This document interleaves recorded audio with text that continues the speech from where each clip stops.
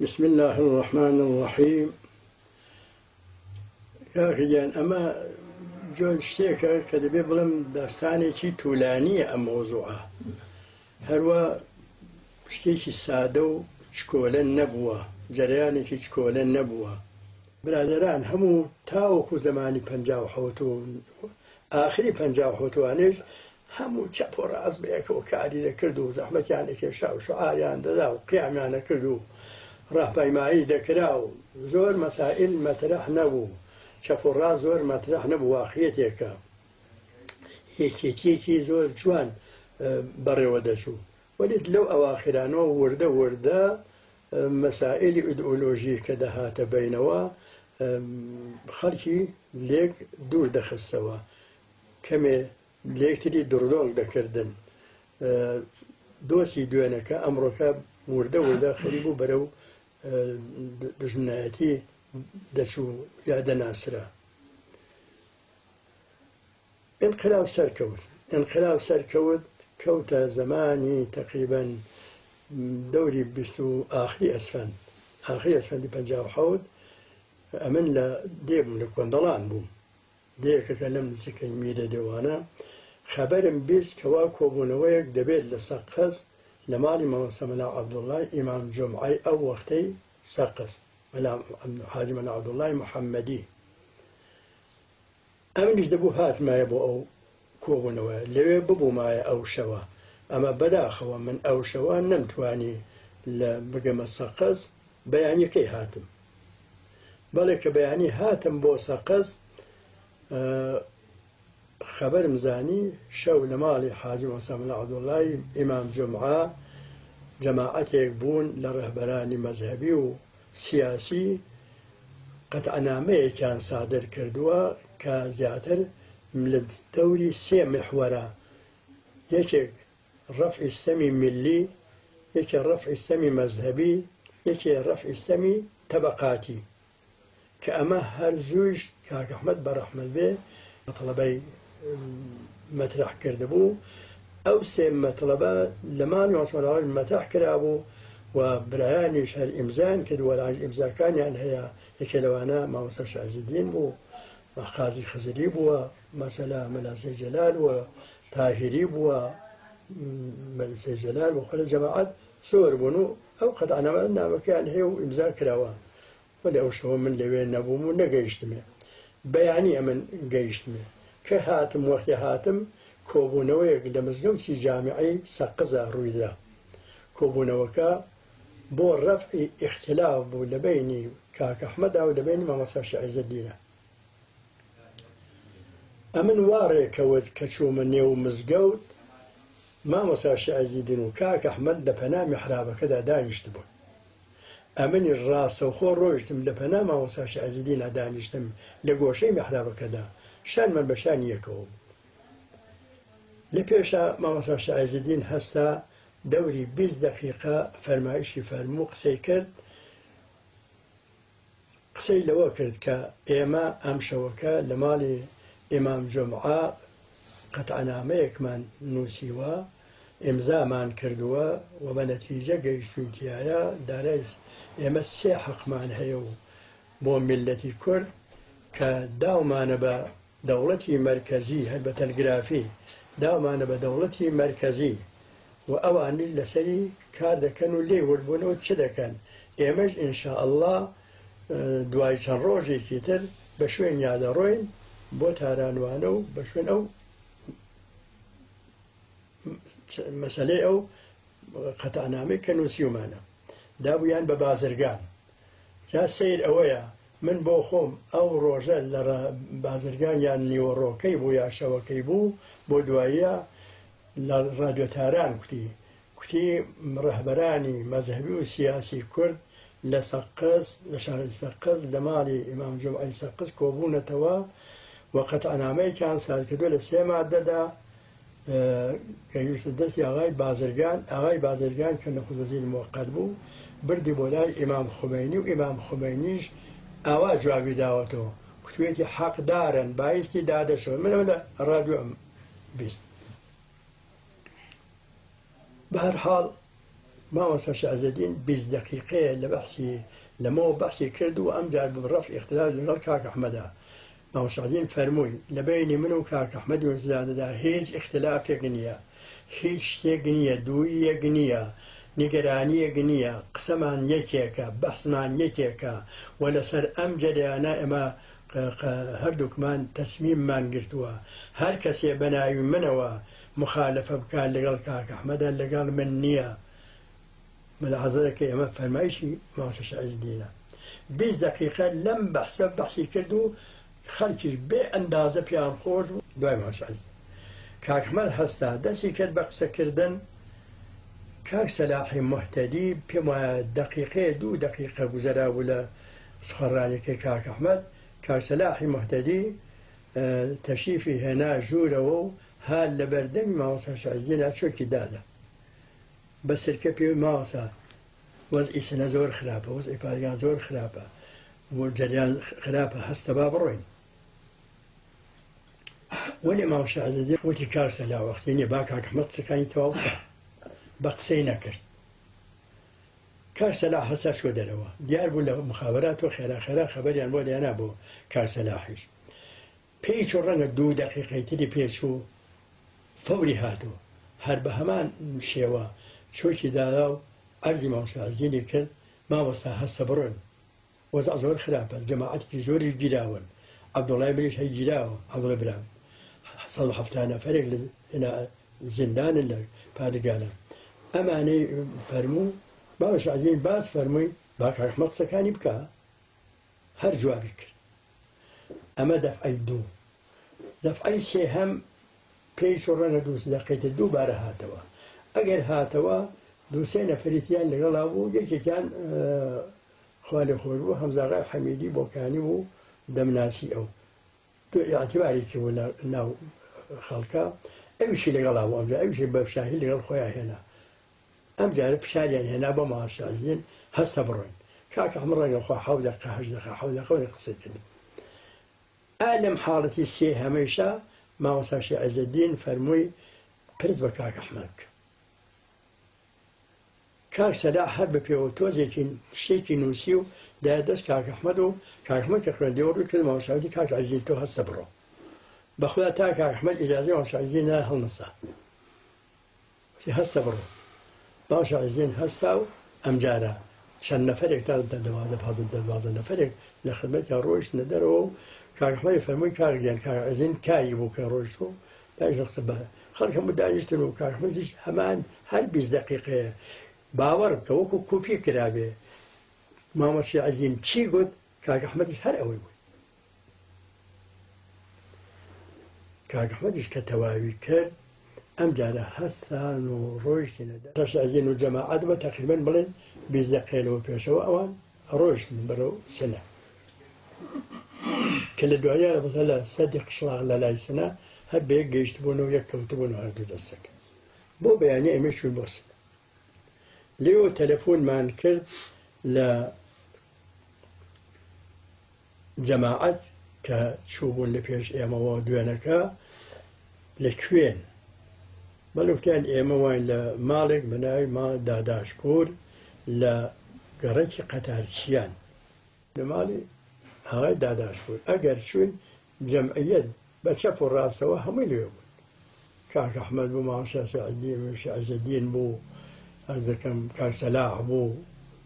کاک سەدیقی کەمانگەر بوو، مزەفەر مەدەح محەممەدی بوو، بەهرۆزی یۆسفی ئەردەڵان بوو. جەماعەت لەوانە جەماعەت بوون دواتیشم نەناسی. ئەو سەرهەنگ سەفەری کە فەرماندەی پادگان بوو لە ڕادیۆ تەلەڤیزیۆنەوە دەستوریدا بوو کە پادگان تەسلیم ببێ و بە قسەیان نەکرد بوو، سەرهەنگ سەفەری لەوێ بوو، سەرگوردی ژاندارمەری لەوێ بوو.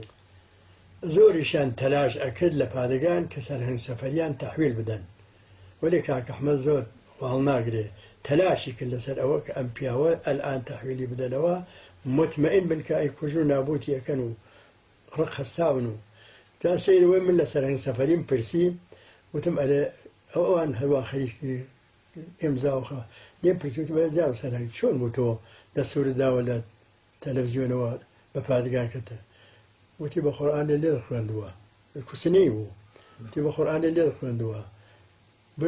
گرتمیان لە ماڵی خۆمە بردمیان بۆ رادیۆ تەلەڤیزیۆن دەستەیەکی مسلح ئێتێک کێبوو دەستەی مسلح بردمیان بۆ رادیۆ تەلەڤیزیۆن لەوێ لولەی تفەنگیان لەسەر پشتم داناوە جا من ئەو دەسوورم داوە بە پادەگان ئەم گەوتم لێ باشی کێ مقاومە دەکا وتی معاوینەکەمە سەرگوردێکە بەناوی سەرگورد حەبیبی معاوینی خۆم بووە خولاسە بە قسەی نەکردو وەلانەوە مقاومەت دەکا و ئەمە جەریان بەم شکڵەیە سەرگوردی ژاندامەری لە پەنایە بوو وتی دوێ پێرەکە ڕۆژی پێشتر پێشەوە کە حەملە بکەن بە پادگان هاتن ژاندامەریان خەلعی سلاح کرد هەر بە نەفسی خۆم 18,000 قەبزە ئەسەحەم تەحویلیان داوە چنەوە قەبزەی نازانمیتر لە فیشە بۆ وتبێتی یا لە هەرچیوەتوێتی ئەو وای بوو ئەمە هەر ئەو ڕۆژە ئەوە ئەیتو خەریک بوو قەتەعنامە پێنجمادەیەکە ئیمزا دەکرا لە ماڵی داداشپورە بەڵێ قەتەعنامە ئیمزا کرا و فەوری هاتن مامۆستا شەعیزنینیان بانگ کرد ئیتر دوای ئیمزاکەنیان هێشت 1 دەقیقە بانیان کرد مام شەعیزین بگەێ ئەوە بوو بانیان کرد بێرەوە ڕووداوە لە تەرە ڕزایی ئەوانەوە و شەڕە قڕەیە ناڕەحەتیە لە بینی یا شیعە و سونیە یا لە بینی کورد و عەجەم وانەدا و ئەبێ بگەرێ مام شەعیزیان بۆ بۆنەوە بردەوە کە بۆ بۆنەوە بردیانەوە لێکیان کردن نیان هێر لەگەڵ کاک ئەحمەدا یەک بکەون 3 ڕۆژ لەوە پێشەوە متحید بوون متفق بوون بەیەکەوە بوون خولاسە نیان دەهێش کاک ئەحمەد لەگەڵ مام شەعیزینا یەک بکەوێ نیان دەی مام شەعیزین لەگەڵ کاک ئەحمەدا یەک بکەوێ چون ئەوەنەی کە من هەردووکانم دەناسی و یەک دەکەوتن ئەوە یەک دەکەوتن یەک بوون قسەیان مخالف یەک نەبوو بەو شێوە ئەوەی کە دەوترێ لە مخالفەی مام شەعیزەدین و ئەوانە زۆرێکی جەعلی و خولقاو بوو زۆرێک ئەو پیاوە فەوتی کردووە هەردووکیان فەوتیان کردووە هەموویان فەوتیان کردووە ئەمن ماوە مەلعانە ئاگام لێ لە زۆر مەسائل وردیش ئاگام لە مەسائلەکە هەیە بە تاریخەوە و بە وەختەوە بە ساعەتەوە هەموو جەریانەکانم لەبیر ماوە بردیان ئەم جەریانەی چی بوو ئەم مۆزوعە چی بوو کە ئەو ڕۆژی 29 ئەسفەند کە قەتەعنامەکە ئیمزاکرد لە 5 ماددەدا بۆ ئاتەش بەس لە بینی پادەگان و لە بینی خەڵکە ئەمە بوو یەک نەفەر بە ناوی هاشمی ئەحمەدزادە بانەیی بوو لە ڕەزائیە لەوێن لە مەنزڵەکەی خۆیان فەوتی کردبوو یا خنکا بوو یا کوشتبوو یان یا خۆی مردەبوو بە هەر حاڵ لەوێ فەوتی کردبوو ئەمە خۆیەکیان دروست کرد کە ئەمە شەڕی و ئاجەمەشوڕانان و کوژرا و لەوێیان بردو چون جەنازەکەیان بە کەوکەبەوە دەبێت و هێناەوە بۆ بانیان بردەوە و شەهید و فڵانەوە کاکی گیان لە ساڵی 58 کتێبێکی ڕەش دەرچوو کە ناوی 8,000 ساواکی تیا بوو من کە خۆم تماشای کتێبی ڕەشم کرد تماشاکەم نێوی هاشمی ئەحمەدزادە بە ڕەمزەوە و بە شمارەوە و بە ناوی مستەعارەوە لە کتێبی ڕەشا بوو کەیکە لە ساواکەکان زەمانی شاو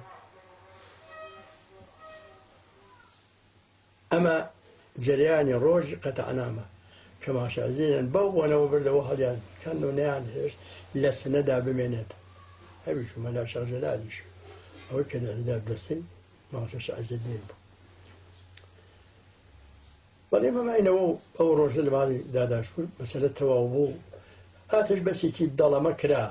ئەمما لە عینی حاڵا ئەو خۆمپارە ئەوانە لە پارێگان و هەر تاق و تراق هەرە هات هەلیکۆپتەر هەرە سوڕاوە بەسەر شارە هەواپەیما دەها سەوتی خاڵی دەکرد دەنگی خاڵی دەکرد و لەوانە بوو عالەم زارەتەرەک ببێت ئەم جەریانانە هەر ئیدامەی بوو ئەم شەڕێش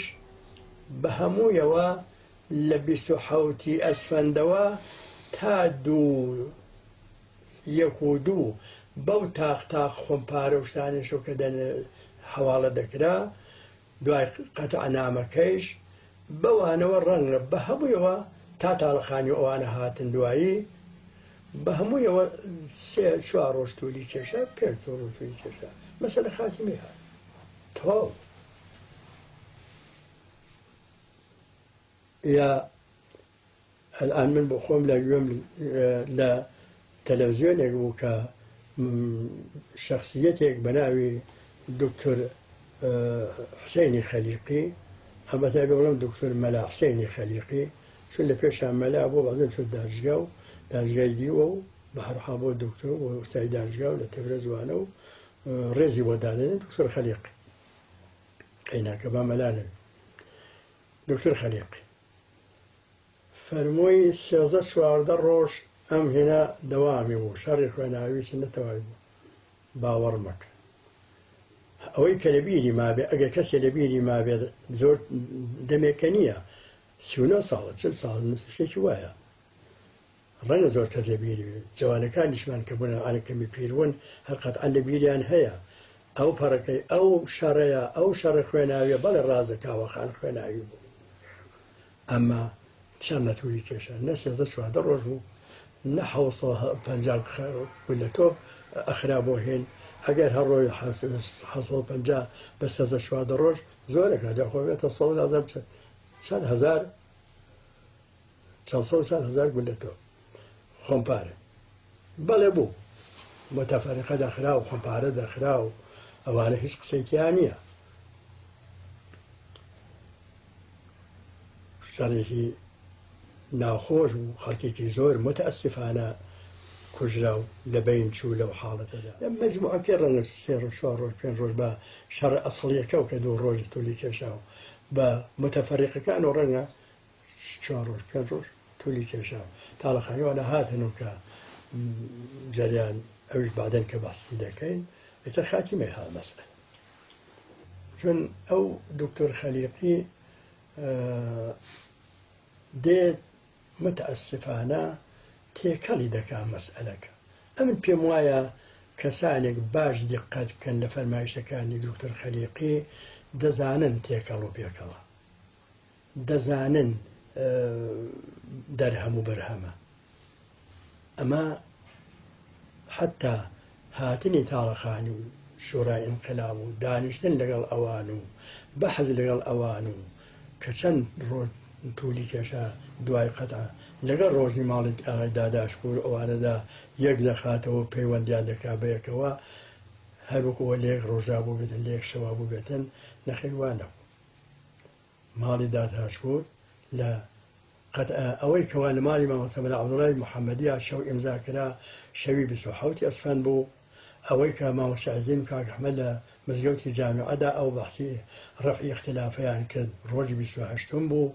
ئەو جەریانی ماڵی داداشپور کە قەتەعنامە ئیمزاکرا 5 مادەی بۆ ئاتەش بەس ڕۆژی 29م بوو وەلێ تاڵەقانی ئەوانە لە ڕۆژی یەکوما یا دووەم و ئەوانەی 58 هات کەوتینە سەبحەینێ ئێمە لە ماڵی حاجی مەلا سیدیقی عەلایی دەعوەت بووین جەماعەتێک سەعات 10 بوو یەک نەفەر بە ناوی مهندس عەبدوڵڵای بابان ئەگەر ماوە یادی بەخێر نازانم گەنەوەی خوا عەفوی بکەن ئینشاءڵڵا هات بۆ ماڵی مەلا سیدیق کە هات بەلای کاک ئەحمەد کاک ئەحمەد ئەمن لە تەرەف برایانەوە هاتوو ئێسێش کەوا تاڵەقانی دێت بۆ قەرەبا بۆ ئێوارە وارد ببێ ئێمە بەیەکۆ بین باشە لە جێگەیەکا بین و بازێ بەحسیان کرد لە بینی خۆیانە وام حاڵی بوو باز هەر لە ماڵی ئەحمەد لە پێشان کۆبوونەوەیکیان ببێ و دوایی وام حاڵی بوو مهندس عەبدوڵڵا ڕۆیشت و ئەو نەهارە لە ماڵی هێن بوون و هەر لەوێەوە هەر لە ماڵی مەلا سیدیقەوە کاک ئەحمەد بە ڕەحمەت بێ تەلەفۆنی کرد بە مامۆستا عیزەدین لە مەهاباد کاک عیزەدین ئێستا پێشنیوەڕۆ بوو تەلەفۆنی کرد کەوا هین دێت هەیئەتێک لە تارانەوە دێن تاڵەقانیوانە دێن تەشریف بێنەرەوە بێرەوە بۆ ئێرە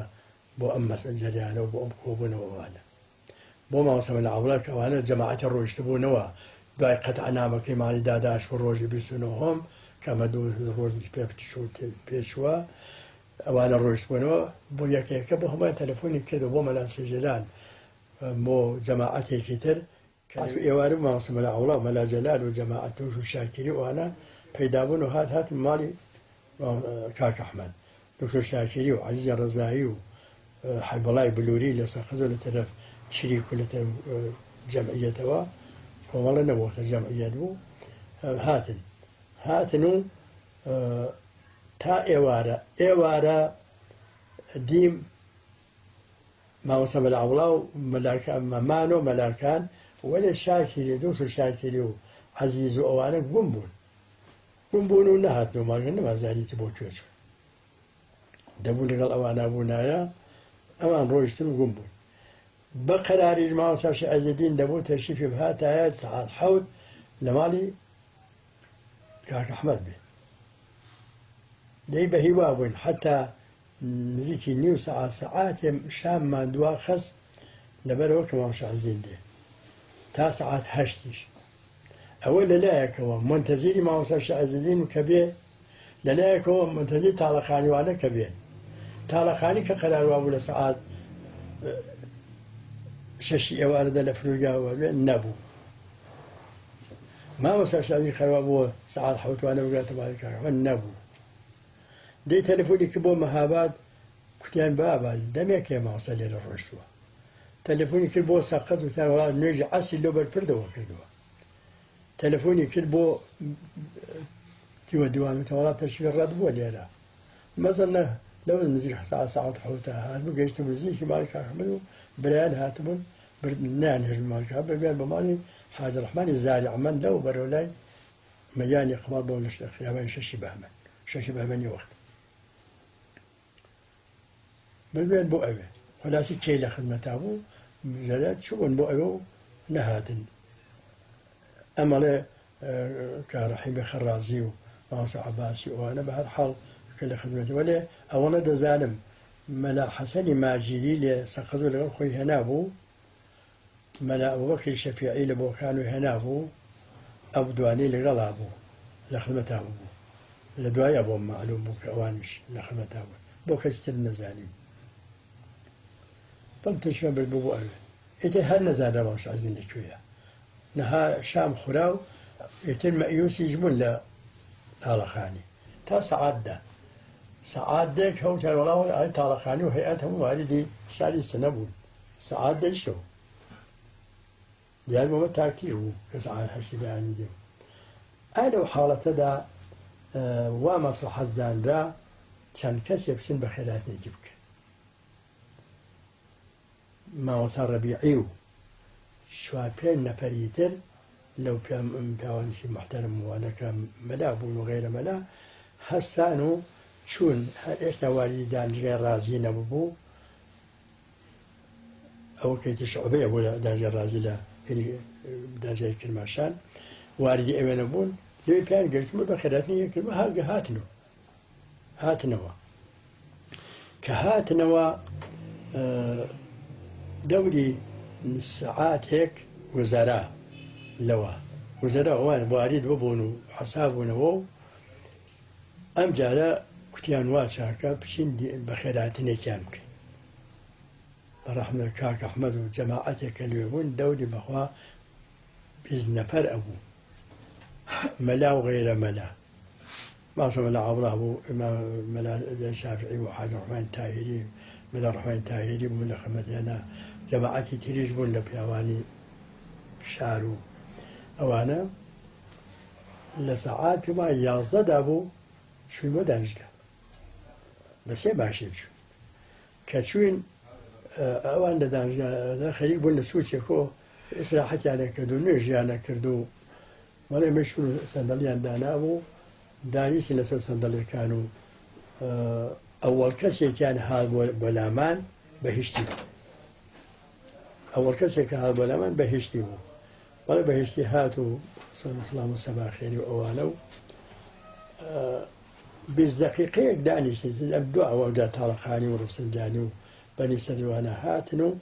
20 دقیقە دانیشتن چایەک خوراوە بە خێرات نەکراوە و ئیتر هیچ کەسێک نطقی نەکردووە چی بکەین بۆچی هاتوون کارمان هەیە کارمان نییە فقط مەحزی بە خێراتن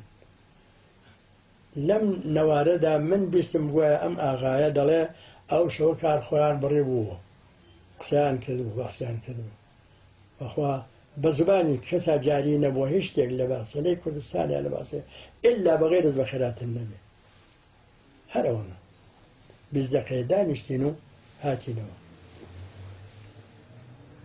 بین الله حاجی مەلا ڕەحمانی تاهیری بە ڕەحمەت بێ مەلای مەرخۆش بە شۆخی و بە بەهیشتی گوت کەشە تاڵەخانیش نەهاتە بوو وتی ئای بەهیشتی ئێمەی کورد مارگەزی دەین لە ڕیسمانی سیا و سوێ دەترسین ئەوتینە ئینشاڵڵا سوێ دەبێ تەنها ئەگەر باسی کورد ئەمە نەباس کراوە ئەویش ئێشتا هەر بەهیشتی هاتە بوو بە شێوەی شۆکە مەلا ڕەحمانی تاهیری ئەو قسەیەک ئینشاڵڵا سوێ بێ دو ئەو تاڵەخانیوانە هاتن و بە خێراتن کراوە و تۆزێ دانیشتن چایە خوراو هەستاوی لە هاتوونەتەوە کە هاتین و ئێشتا نەمانزانی مامۆستا شازین لەکوێیە ئێمە چون بەلای خەو ئیسراحەتی خۆمانەوە بەعدەن بەیانی خەبەرم بیست کە کاک ئەحمەد دوایی خەبەری زانیوە کە مامۆستازین وا لە ماڵی زارعمان لەو بەرەو لە خیابانی شەشی بەهمن خۆی و چەند نەفەرێ هەستاون و چون بۆ ئەوێ کاک ئەحمەد فیداکاری کرد ئەوان نەهاتن خلافیان کرد مامۆستا نەهات خلافیان پێکرد ئەمما کاک ئەحمەد بە دڵێکی پاکەوە هەستا و چوو بۆ لای ئەوان کە بابە قەرار وا بوو بەیەکۆ من بۆ نەهاتن بە هەر حاڵ وام بیست ئەمە بیستنمە ئیتر دیتنم نییە وام بیست کە ئەو شەوە لە ماڵی زان تا سەعات چواری بەیانی بەحسیان کردووە ئایا ئاغای خەلیقی لەوێ بوو بێ ئەم حەوشە و حەوزە لەوێ بوو بێت ئەم دەمادەیە لەوێ بوو بێت نازانم دەمادەی نەبوو بەتە بەعدە مامۆستا شازین فەرمی 8 مادە ئەوەش بەحسەکەم ئەو بە مامۆستا شازین خۆی بە لەفزی خۆی فەرمووی 8 مادەیمان تەسویب کردو ئەم ئاغا فەرمێ دەمادەوان تەسویب کرد و ئاغای مامۆستا زاریشمان بە زۆر پێ ئیمزا کرد نازانم من لەوێ نەبوو وەلی کاک ئەحمەد لەوانە نەبوو بە زۆرش پێ ئیشتی پێ ئیمزا بکە ئەو پیاوە سەری نەنەوان بۆ دوو دەوڵەت بۆ دوو قودرەت بۆ هیچ شکەنجەیەک کەمترین تەعاهودێکی بە هیچ کەسێک نەدا چۆنە فەورە سادە بە زۆر ئەگەر بە مەیلی خۆی بەڵێ بە مەیلی خۆی ئیمزای کرد شتێک ترە وەلا چۆن بە زۆر پێ ئیمزا دەکرد نازانم ئەگەر کەسانی ورد ببنەوە لە فەرمایشی ئەم ئاغایە بۆیان معلومە بێ کە چەندە تێکەڵ و پێکەڵە ومێدوارم ئینشاڵڵا پیری تەسیری تێ نەکرد بێ بە هەر حاڵ ئەم وا وترا بەیانی وا بوو کە قەرار ئەم شەوە کە دراوە لەوێ ئەو جەماعەتەکە لەوێن ئەم جەماعەتەکە لێرەن بەیانی سەعات 9 هەردوو لامان بەیەکەوە بچین بۆ دانیشگا ئەمە قەرارێک بوو کە من بیست ئەمە قەرارێک بوو کە من بیستم قەرار وا بووە کە هەردوو دەستە ئەم ئاغا فەرمە سەعات 11 بێت سەعات 11 کاریان خاتیمەدا بوو بە هەڵاو بگەر ئەوان هاتن بۆ دانیشگا بە هەر حاڵ سەعات 9 هەردوو لا بێن بۆ دانیشگا بەیەکەوە بەڵێ ئەمە لەسەر قەراری سەعات 9 هەستاین و چوو دەوری 20 نەفەرێکە بوون هەستاین و چووین کە چووین لە مەرتەبەی خواروون لە دانیشگادا لە ئەوەی هەرە خوارو چی پێڵێن هەمکەف لە هەمکەفا لێ ساڵۆنێکی گەورە بوو کە الآن عەکسەکەی هەیە و جەلسەکەی هەیە و لەوێ بوون مێزێک دانرا بوو بە دەوری ئەوە دانیشتین و الآن عەکسەکە هەنوو لە بەرچاوما هەنوو مەڵە تاڵەخانی بوو بەهشتی و ڕەفسەنجانی و بەنی سەدر بوو ئەمجارە حتا برایەکی مهندس بەدەعزادەگان بوو ئەمجا باخیە کەسانێکیشیان کە لەگەڵا بوو ئێمەش بن بەڵێ دوای سڵام و سەباخێری چایەکمان خواردەوە دوای چایەکە لەو وەختەدا دیم یەک نەفەر هات جوانێک ملی لار بوو بعدەن پرسیارم کرد ئەوانەی کە ناسی بوویان وتیان کوڕی شەیخەلیسلامی مەریوان بووە یا موسلیحی ناو بووە شتێکی وە هات و لە بەردەمی تاڵەخانە لەبەر مێزەکەی وێستا و پاکەتێکی دا بە تاڵەخانی و تاڵەخانی تماشای نامەکەی کرد و وتی خۆ باش هەرەوە جوانەکە ڕۆیشت و دو ئەوە ئاوای تاڵەخانی ڕووی کردە جەماعەت ڕووی کردە کاک ئەحمەد وتی چۆن نسخەند بۆ ئەو بوو وتی ئاغایان هەر مەطلەبێک هەیە فەرمون جەلسە ڕەسمیە دیارە مەربوطە مەطلب مربوط بە کوردستان و بە شەڕ و بەم جەریانانە بەمانە بووە کاک ئەحمەد نەجوابیە خدا شاهیدە کاک ئەحمەد نەجوابیە چی گوت وتی ئاوای تاڵەخانی ئێمە تەنیانی بە تەنیا ئێمە هیچ قسەیەک ناکەین جەماعەتێکی تریش هەن تا ئەوان نێن ئێمە هیچ قسەیەکمان نییە ئەمە جوابی کاک ئەحمەد ئەم ئاغاچی ئەفەرمێت ئەم هەموو ڕێس و گولیسەتێکی خستووە خۆلاسە هەر چەپکە لە بایەرە نازام لەکوێی هێناوە کاک ئەحمەد ئەمە جوابوو وتی ئاوای تاڵەخانی ئێمە جەماعەتێکی تریش دێن قسەمان لەگەڵ ئەوان هەیە بەبێ ئەوان هیچ قسەیەک ناکەین تاڵەخانی لە جوابات چی گوت وتی کەوا بوو دیارە ئەوان لە نامەکان وسوگویان ئێمە سەعات 11 دێن بەڵێ سەعات 11 تیا بوو وەلێ نەبەو شێوەکە کە دکتۆر ئەیفەرمێ وتی ئێمە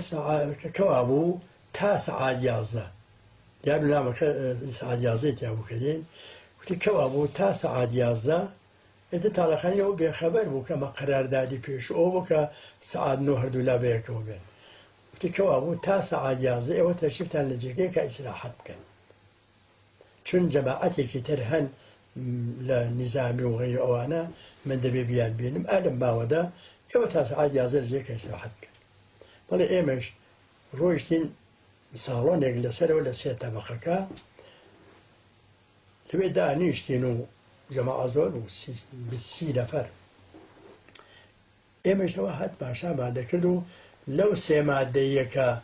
لێرە لە ماڵی ماسەوە لە عەورا 27 ئەسفەندە شەوی 27 ئەسفەند ئیمزا کرابوو ڕێیان لە سەریدا بوو لەسەر ئەوە ئێمە قەبلەن بۆ خۆمان دانیشتە بووین و بە زەهنی خۆمان وەرگرتن لە قانونهایەکی تر ئەوانە جەدوەلێکی 28 مادەییمان تەنزیم کردبوو لەم 3 مادە ئەساسیە بەدەستمانەوە بوو بەدەست بەلا جەلالی شافعیەوە بوو سەعات 11 کە گوێمان گرت نەڕە و هەرامەیەکی عەجیب و غەریب لە خیابانی 6 بەهمەنەوە لای خێوەی شەریفاوە کە دێ لەوێ پەیا بوو ئەگەر تماشامان کرد چون ئەو جێگە ئێمە مەسەلەت بۆ سەر خیابانەکان هەموو کە تماشامان کرد 2 دەستە هاتن دەستەکانیش ئەگەر ئەوانە خۆیان بوو بێتن لەو ڕۆژەدا برایانە لەو ڕۆژە خۆیان بوو بێتن لەوەدا ئەم قسەی من تەسدیقەکەن ئینشاڵڵا ماون کەسانیکە کاکسەدا ماوە لێتن ئەگەر لە بیری ما بێ وەلی بەداخەوە لە بازی لە فەرمایشەکانی ئەوی جاجار ئەشتن لە بیر خۆی باتەوە زۆریان هەنەوانە کە لە بیریان ماوە لەو جەلسابوون و لەو هاتوچوا بوون لە پێشەوە 5-6 ماشێن بوو لە ماشێنی ئەوەڵیانە عەکسێکی مامۆستا شیعەزیین بە ئەندازەی 60% عەکسێکی گەوریان بە پێشی ماشێنەکەەوە دابوو عەکسی مامۆستا شیعەزیین و شعاریشان دەدا شیعەزیین سەروەرە بۆ کوردستان ڕەهبەرە و شعارەهای تریشیان دەدا تەقریبەن بەحسی سازشکار و ئەوانەی تیا بوو ئەمانیشیان دەگوت قەرمە بوو ناڕەبوو وەلێ 2 دەستە بوون دەستەیەکیان بینی ئەم دوو دەستە فاسڵەیان ڕەنگە 100 متر دەبوو 100 متر دەبوو بە شێوەی نیوە هەڵاتن و گورگەلۆقۆک و لە وەستی تەوافا هەیە لە دەوری بەیتوڵا بازی چێ بە هەروەلە بڕۆن زۆرتری بە شێوەی هەروەلە دەڕۆیشتن بە گورگەلۆ نەک هەر ڕاپەیمایەکی سادە ئەسلحەیشان تاق پێ بوو کە ئەساکانیشان هەڵدێنە ئەمە خۆمپارە ئەندازی ژەکرێ لە پادەگانە و تیارە سەوت خاڵیەکە و هەلیکۆپتێری جەنگی ئەسۆڕێتەوە بەسەر شارە و لەم حاڵەتا بەم شێوە ئەوانش بەم شێوە هات لەم حاڵەتا هاتن و پێچانە دەوری دانیشگا مەخابەراتیش کە بەو بەرمانەوە بوو لە میزانی دانیشگادا ئەڵێ چەکدارەکانی ئەم ئاغاوا فەرمێن چەکدارەکانی مەفتیزادە مەفتیزادە چەکداری نەبوو وەلێ کومەیتە بوون ئەوەختە کومەیتە حکمی دەکرد کومەیتە بوون لە کومەیتەیەکانی سنا یا هینی کرماشار ئەوانە کە بە عنوانی محافزەت هاتمن لەگەڵ تاڵەخانی ئەوانەدا ئەمانە بوون هەم لە سەربانی دانیشگا هەم لە سەربانی مخابەرات کە وەختی ئەم جەریانیاندی هەموو چوونە پشتی هێنەوە ویسیان تەقە بکەن لەم جەمعیەتە پیان وایە بۆ هەر ئەوانەی دەوری پادەگان و ئەوە حەملیان کردو بە دانیشگا ئێمە کە لەسەرەوە بووین لەو ساڵۆنەدا کە دەمانزانی نەخێر ئەمە ئەو جەمعیەتە دێن بە مێزەر و بەس چون دەنگ و هەراکە ئەوەمە زۆر بوو حاڵی نەدەبوون لە هاوارکردن کە نەکەن کوڕە خۆمانن ئێمە بە مێزەر بە سۆرانی هاوارمانە کرد نزەرمان ڕادەوەشان لە پەنجەرەکەەوە کۆڵانێ لە بەیناوە ڕەنگە 8 متر 10 متری بێت نزیک بووین ئەهینمان کرد ئاغا عەوڵای برای کاک ئەحمەد بە ڕەحمەت ئەڵڵای مفتیزادە خۆ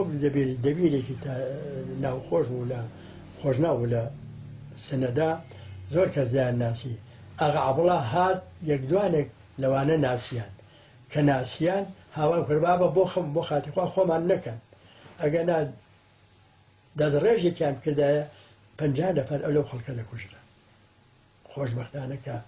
نەمان هێشت زۆرمان ئێمە لەس ئەوان ئاگایان لێ نەبوو وەلی ئێمە دەزانین چیمان کرد تاوەکو هاوارمان لێ بانی دانیشگامان ئاگا لێ نەبوو وەلی مالی مخابەرات لە بەرابەری پەنجەرەکەمانەوە بوو مەسەلەت بووین هاوارمان لێکردن نەکرا بەڵێ هاتن و هاتە دەوری هەر ناڕ بە شعار بوو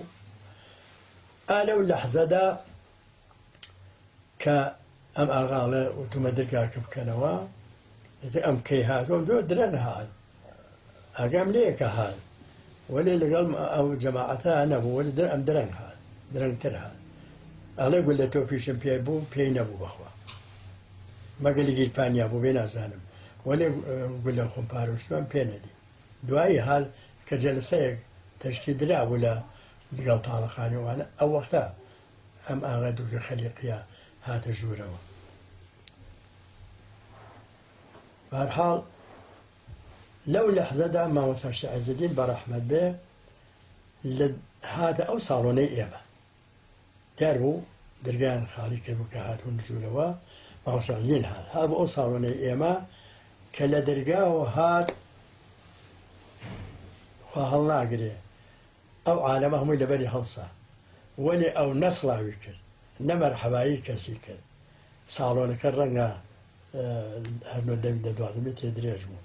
لەو بە سورعەت هاڵ بۆ لای پەنجەرەکەەوە کە ئێمە لەوێ بووین هات بۆ ئەوێ کە هات بۆ ئەوێ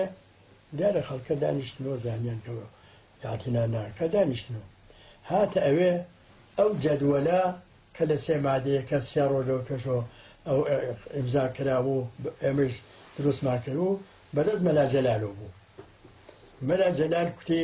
مامۆستا چۆن فەقەی خۆی بوو قەبلەن وتی مامۆستا ئەمە بەربووتە بە سێ مادەیەکە کەتە مامۆستا بۆی ئەڵێ مامۆستا لە زمانی مامۆستا عەزیزەدینم بیست کە 10 مادەیی نەبوو 8 مادەیی بوو مامۆستا عەزیزەدین فەرمووی بە تۆڕەیەکەوە وتی 3 مادەیی مەنسوخە 8 مادەیی تەسویب کراوە فەرمووی 3 مادەیی مەنسوخە یعنی ئەم نەسخە دوای 3 ڕۆژ هێشتا بەڕێکەبەکەی وشک نەبوو بووە فەرمووی 3 مادەیی مەنسوخە 8 مادەیی تەسویب کراوە هەر ئەوەی وتوتی گەڕاوە ماوەسەمە لە عەبدوڵای ئیمام جومعەی ئێرە هەستا چوو بە شوێنیە و وتی قسەی شۆخێکیشی لەگەڵا کرد وتی ئەو خەڵکە بۆ بێدەنگیان کە ئەوڕێ عالمان بۆ بن باوەڕکە تاڵەخانیوانە کە لە خوارەوە ببوون کە وەختی ئەم هاتنی ئەمانە کە هاتن بەو شێوە کەوشەکان بۆ نەکراوە پێ بە پەلە ڕفان بوویان بۆ ساڵۆنێکی بەرزتر کە لە حاسی ئێمە بوو لە وڵاتەوە لە تەبەقەی سێ هێنان نەسەرەوە بۆ ئەوێ یعنی حاڵەتەکە زۆر ناخۆش لەوێ شەڕە لێرێشەوە پیاوە بە من حەملەیە ئەدە وەکو ئێمە نیانەزای نەخبابە ئەمە خۆین وەلێتر بەم شێوە هات کاک مامە شازدین پێم وایە بڵگۆیەکیان بۆ هێنا لە پەنجەرەیەکەوە بازی قسێ بۆ بکردن و لە قەڕەوە هەراکە بێدەنگ بوون و دوا ئەوە ئێتر تاڵەخانی و ئەم جەماعەتە لەو ساڵۆ نەبوون ئێمەش جەماعەتێک بانیان کردین بۆ ئەوێ بەڵێ کەچوین و ماوە شازدێنی تەشریفی بوو کاک سەلاح بوو بەڵێ سەدیق کەمالگەر بوو بە قەولی ئاغا دکتۆر شاکریش هەر بوو ئەوانە هەر بوون جەماعەت بوون کاک ساری مدینی سادق وەزیری بوو ئەمانە ئەتر لەم جەلسەدا بوو ئەما ئەوەڵێ لە قەتعنامەدا لە ڕۆژی 29 کاک ساری مدینی سادق وەزیری نەبوو نەهاتبوو بەعدەن لەگەڵ تاڵەخانی و ئەوانەدا هاتن ئەو شەوەکە تاڵەخانی ئەوان هاتن شەو بە دوو ئیکیب هاتن کە هاتیشن بۆ سنە بە ماشێن هاتن بە تیارە نەهاتن بە ماشێن هاتن لە سەعات بدا دیارە دوو ئیکیب بوون دەستەیەکیان شورای ئینقلاب تاڵەخانی و بەهێشتی و ڕەفسەنجانی و بەنی سەدر و ئەمانە بوون ئەو دەستەکەیتیشان ئەحمەدی حاجی سێجەوادی و ساری مەدینی ساڵە وەزیری و یۆنسی و خانمی قوڕەیشی و حەسەنی ناسر مستەوفی و خەلیلی ڕەشیدیان کە 5 نەفەر بوون کوردەکانی مقیمی مەرکەز ئەم 35 هەڵبژاردەبوو کە دەبێت لەگەڵ تاڵەخانیە بچن بۆ سنە ئەمانی بە ئیکیبێک هاتوون هەتا یەحیاخانی ساڵە وەزیری کە برای ساری مدین بوو ئەمانە بوون ئەمانش ئیکیبێ بوون هەر بەیەکشو هات ئەمانە چون ئاشنا بووین هەر لەوێ هەر ئەو شەوە لەگەڵ مەزوور ئەمە فەرمایشێکە کە کاک سەلاح لە سولەیمانی لە جەلسەیەکە کە قسە بۆ خەڵک دەکات دەفەرمێ ئێمە لەگەڵ ئەحمەدی حاجی سێجەوادی و جەمیۆنسیوانە دانیشتبووین لە خانەی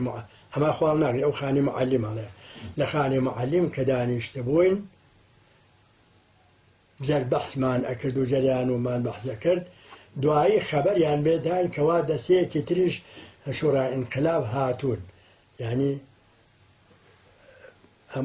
ئەوان دوێ شەو هاتبوون بێوکۆ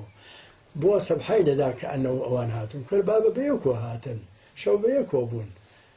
ئەحمەدی حاجی سێجەوادی و تاڵەخانی هەر بەیەکۆ هاتن وەلی کاک سەلاح فەرمووی ئێتر پێمان بینی نەما بۆ چۆن بوو فەرمووی خەبەرمان بیست کە ئەوە دەستەیە تریش هاتوون ئەحمەدی حاجی سێجەوادی وتی کەوا بوو کە ئەوانە هاتوون ئێستا ئێمە بەحث ناکەین ئەوان لێمە گەورەترن دەستیان زیاتر ڕۆ بچین لەگەڵ ئەوانە بەحثکەن جا ئەوە بۆ هاتین بۆ دامشکن ئەمەش خۆ بە هەر حاڵ هەر دووبارە بەحسێکی توولانیە نەخێر نەوەڵا هەر بەیەکەوە هاتن و هەر لەگەڵ یەکا بوون و هەر ئەو شەوە بوون و هەر لەوێ من بە خێراتنی دوکتێن یۆنسی و خەلیلم کە چون ئەو دوانە هەردووکیان ئاشنا بوون خەلیلی کوڕی هێن بوو نەعمەی قەساب و زووتر ئاشنایەتیمان بوو لەگەڵ یەکا وەلی ئەوانیترم نەدەناس جا ئەمە ئەو ڕۆژە کە تاڵەخانی کە قەراری بوو بێ بۆ هێن و ئیعلامی کە دێم بۆ سنە هەر رادیۆ تارانی من هەمیشە گوێبە هەر بە رادیۆ بوو رادیۆ تاران وتی ئەغای تاڵەخانی کە دەچێ بۆ سنە کوردەکانی مقیمی مەرکەز چوون بۆ لای بازرگان پیان کوتویانە کە ئاغای تاڵەخانی دەچێ بۆ کوردستان قەتعەن دەبێت 5 نەفەر لە کوردەکانی مقیم مەرکەزی لەگەڵا بێ کە یەکێ لەوانەش حتمەن ئەبێ ساری مەدینی سادق وەزیری بێ ئەم ئاغاڵە لە 29دا لێ دانیشتە بوو لە قەتع نامۆشتەکانە هیچی بەسەر هیچ چۆن نەداخک ڕێزی بۆ دادەنێم وەلێ پێم وایە پیری دەسی تێکرد ئەمێدوان ویشاڵەوانە بە هەر حاڵ ساری مەدرسانی وەزیری بەڵێ یەکێ لە منتەخەبینی کوردەکانی مقیمی مەرکەز بوو حتا بە تەئکیدەوە ئەو ڕۆژەی تاڵەخانی عەلامی کە دەچن بۆ سنە بە تەئکیدەوە وتویان دەبێت 5 نەفەر لە ئێمە بچێ دیارم 5 نەفەر ئەوان نەبوون ئەبێ یەکێک لەوانش قەتعەن سالمەدینی سادق وەزیری بێ چون ئەو تەڕاحی زۆر نەقشە بوو کاک سالمەدین باشی دەناسین تودەیەکی زۆر تۆخ بوو کاری زۆر کرد بوو لەو زەمینەدا و ئەو وەختێش تودە خۆی بە دایکی هەموو حیزبەکان دەزانی حیزبی مادەر بوو پێیان وا بوو حیزبی تودە پێیان وا بوو کە قەتعەن تەواوی ئەحزابەکان بە چەپەکان جا کەیف خۆیەتی کورد بێ یا کورد نەبێ مەسەلە دموکرات بێ غێرە دموکرات بێ کۆمۆنیستی بێ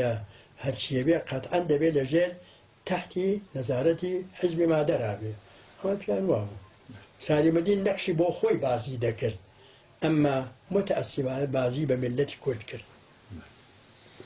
بۆ خۆی بازی دەکرد ئەمما بازیەکەی بە میلەتی کورد کرد لەو شەرایتانەدا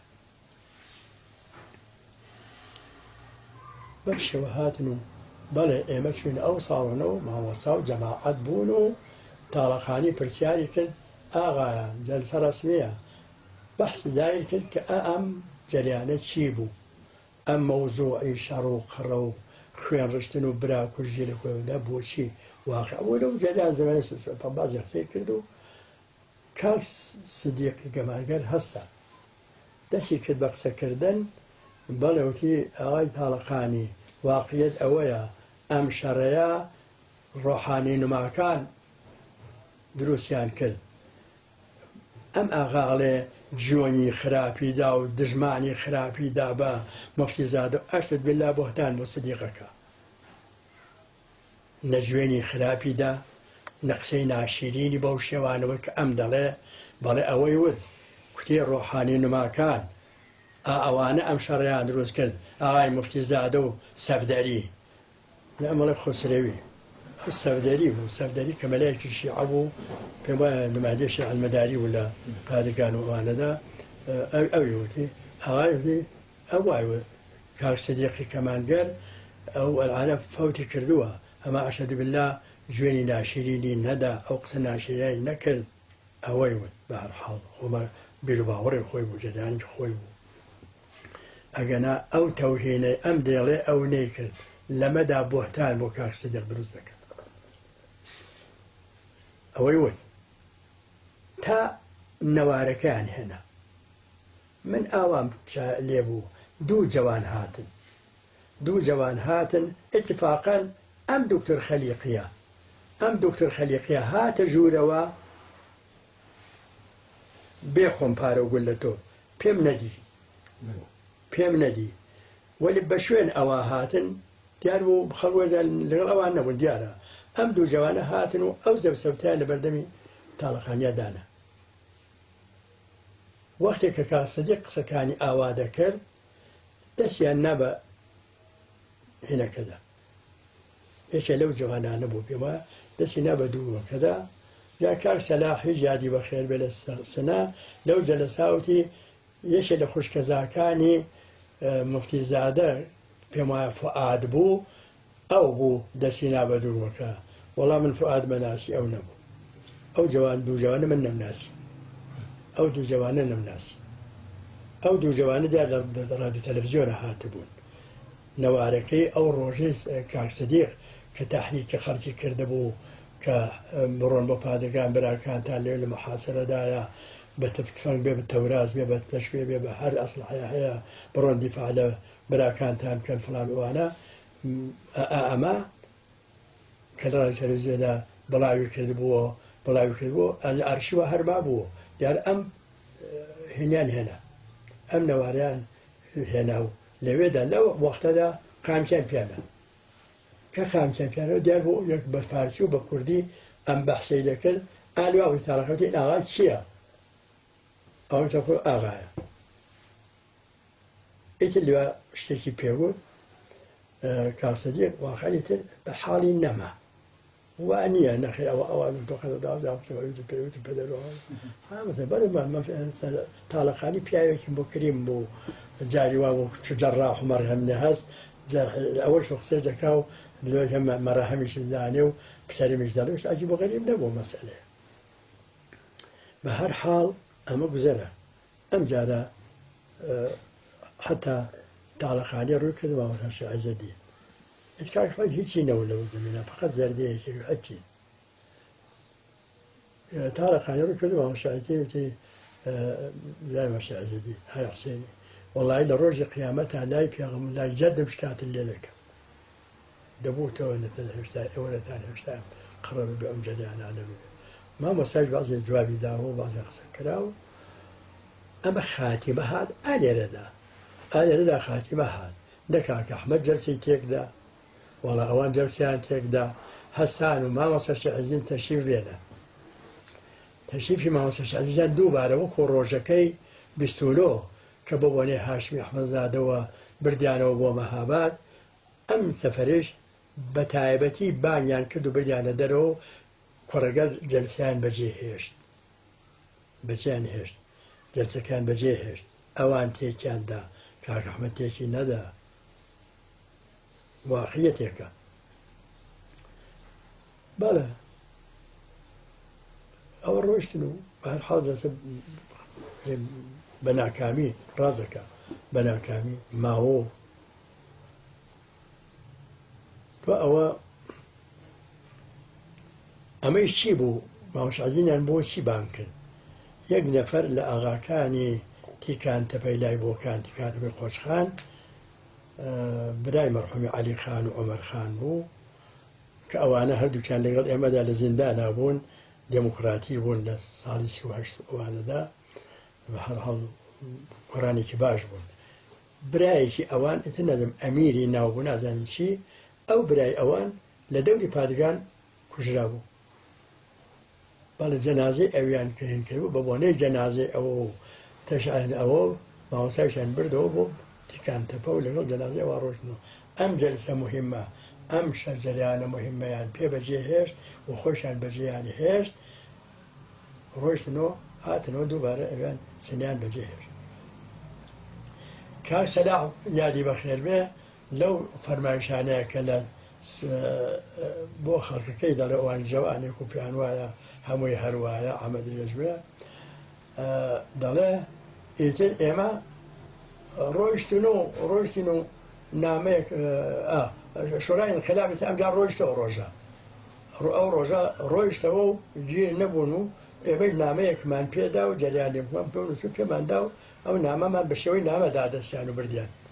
نەوەڵا شورای انقلاب 3 ڕۆژ دو ئەوە هەر لە سنەمانەوە 4 لە دو ئەوە لە سنە هەرمانەوە لە مزگەوتی جامی ئەسخەڕانی کرد لە جێی سخەڕانی کرد حتا شەوانێژ ئێمە لە دانشگا ئەچوین بۆ لای حتا لە شەوانی دانشگا کە دەچین بۆ لای من ئەو قسەم پێون وتم ئای تاڵەخانی تۆ تا لە تاران بوو زۆر بەگەرم و گوڕی بۆ میلەتی کورد قسەت دەکرد وەلی لەم دوو سخەڕانیانی ئێردا زۆر سستت دەبینم جا ئەمەش دوای ئەو قەزیە بوو کە دوانیوە ڕۆی ئەو ڕۆژە لە باڵکەنی ئیداری کەشاوەرزی لە خیابان لە مەیانی ئیقباڵە لە مەیانی ئازادیە لێوا سخەڕانی کرد و نیانی هەر سخەڕانیەکەی بکە ئەوەش بەحسەکەم کە ئەم جەریانانەیە کە بۆ هاتە پێشەوە ئەو لە جوای مەرەوتی حاجەڵا ئەو وای من ناڵم ئینشاءڵڵا وتی کوردستان بووی گەندەست کوردستان میان متەئەسفانە ملەتی کورد نەدەبوو ئاوای لەگەڵ بکرد ئەمەیش هەر ئەو ڕۆژە کە جەلسە تێکچوو ئیتر بڵێن نەگەی بە ئاکام ئیعلان کرا کە ئاغای تاڵەخانی دوانیوەڕۆ لە مەیدانی ئیقباڵ سخەڕانی دەکات مەیدانی ئیقباڵ پەڕ بوو تەواوی خیابانەکانیش پۆنیە خواردەوە لە خەڵکە. خەڵک ئومێدەوار بوو، خەڵک بە هیوا بوو. لەو حاڵەتە کە تاڵەقانی دەست کرد بە قسە. ڕەنگە 5-6 دقیقەیە قسەی کرد، قوربان کردیانە، یعنی لەبەر باڵکۆنەکەدا دەوری 200 نەفەرێکیان تەحریک کردبوو، 100 نەفەرێ ئەیان نەڕان و شیعاریان ئەلا و قسەیان ئەکرد و خۆلاسە نەیان ئەهێشت تاڵەقانی قسەکانی بکە. 1-2 دەفعە تاڵەقانی قسەکەی قەتع کرد و هەستە، ویستی هەستی حتا کەڕێکیان هەستا. کاک ئەحمەد دایناوە ئاگام لە مەلە ئەم لاونێ ماکرد و دانیشە تۆ قسەی خۆت بکە بە هەر کەسانی کردەوە مانعی نییە. بەنی سەدر لە پەنایە بوو، هەموو جارێ پێی دەگوت ئای تاڵەقانی ناڕەحەت مەبە، ئینها کورد نیستن، ئەوە ئینها کورد نیستن، من در فەڕەنسا ئینها را میشناسم، ئەوە شناختم، من ئینها میشناسم.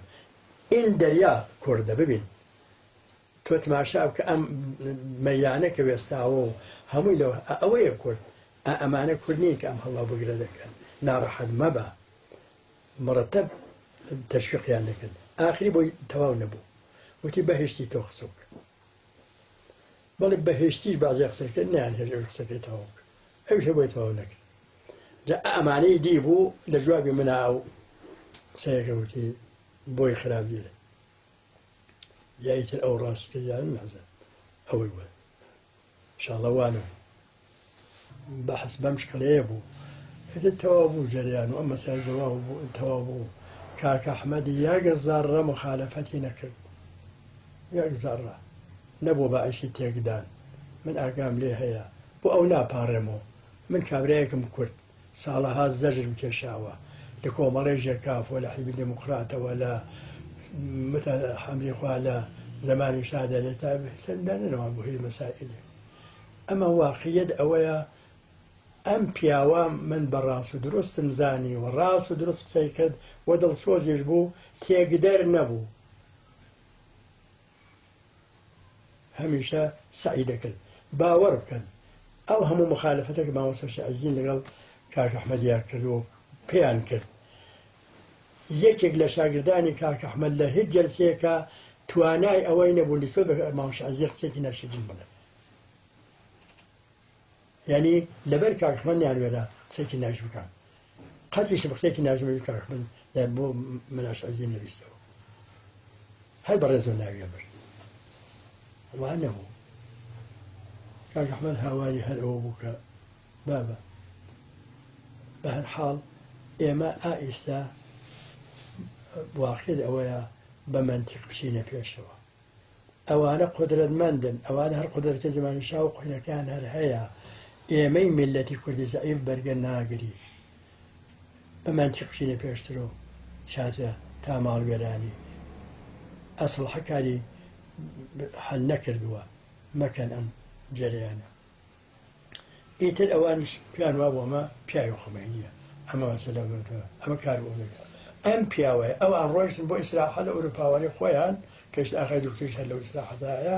وەلی کاک ئەحمەدیش 10 ساڵ لە شکنجەدا و لەژێر شکنجەدا و لەژێر تەعزیب سەختترین تەعزیبە یەک